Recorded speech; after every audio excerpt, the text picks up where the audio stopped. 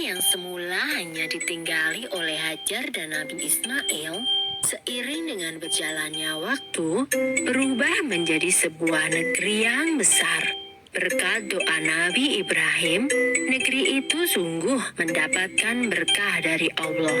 Masyarakatnya hidup dalam kecukupan dan sejahtera. Beribu-ribu tahun kemudian, Mekah berubah menjadi negeri yang sangat kejam. Sebagian besar masyarakatnya mulai melupakan ajaran agama yang benar dan berganti menyembah berhala-berhala yang mereka ciptakan sendiri. Di antaranya adalah Saman, Watan, Nusyun, dan masih banyak lainnya. Semua itu adalah Tuhan yang mereka ciptakan dari batu, kayu, ataupun logam. Kaum Quraisy menganggap harta adalah segalanya. Bagi yang memiliki harta paling banyak, dialah yang akan menjadi pemimpin. Demi mencapai kehormatan dan kedudukan, mereka menghalalkan segala cara.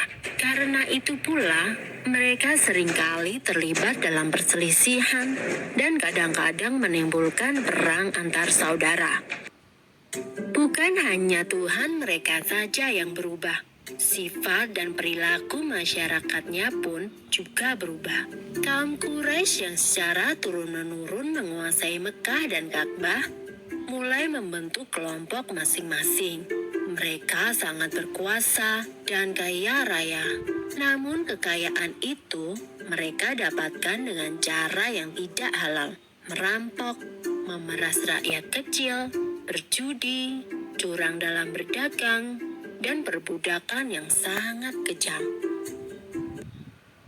Zaman di mana kaum Quraisy hidup dengan cara yang kejam disebut zaman jahiliyah. Pada zaman itu, ada seorang wanita soleh bernama Aminah. Suaminya bernama Abdullah.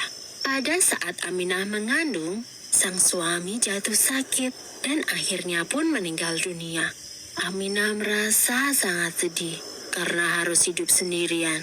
Pada suatu malam, ia bermimpi melihat bulan jatuh ke pangkuannya.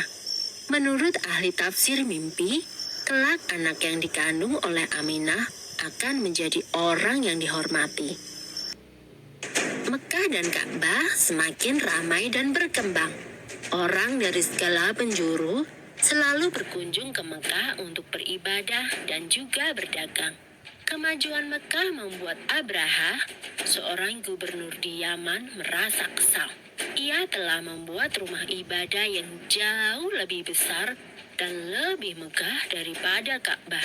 Namun, tidak ada satupun orang yang mau beribadah ke Yaman. Abraha lalu memerintahkan agar semua pasukannya bersiap-siap. Mereka akan menyerang Mekah dan menghancurkan Ka'bah. Abraha dan pasukan bergajahnya menyerbu Mekah dengan penuh kesombongan. Ketika ia akan menghancurkan Ka'bah, tiba-tiba datang ribuan burung ababil. Burung-burung itu membawa batu-batu berapi dari neraka. Kemudian, batu-batu itu dilemparkan ke arah pasukan gajah Abraha. Dalam sekejap mata, pasukan Abraha berhasil dikalahkan dan Ka'bah pun dapat diselamatkan. Tahun itu kemudian disebut dengan Tahun Gajah. Pada Tahun Gajah itu pula, Aminah melahirkan putranya. Ia memberikan nama Muhammad, sebuah nama yang tidak lazim untuk anak-anak kaum Quraisy. Ialah Nabi Muhammad, Nabi terakhir yang diutus oleh Allah.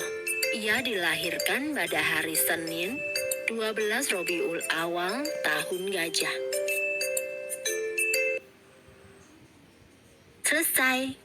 Sumber dalam Al-Quran terdapat dalam surat Al-Fil ayat 1-5 yang artinya, apakah kamu tidak memperhatikan bagaimana Tuhanmu telah bertindak terhadap tentara bergajah? Bukankah dia telah menjadikan tipu daya mereka untuk menghancurkan Ka'bah itu sia-sia? Dan dia mengirimkan kepada mereka burung yang berbondong-bondong yang melempari mereka dengan batu berasal dari tanah yang terbakar. Lalu dia menjadikan mereka seperti daun-daun yang dimakan ulat.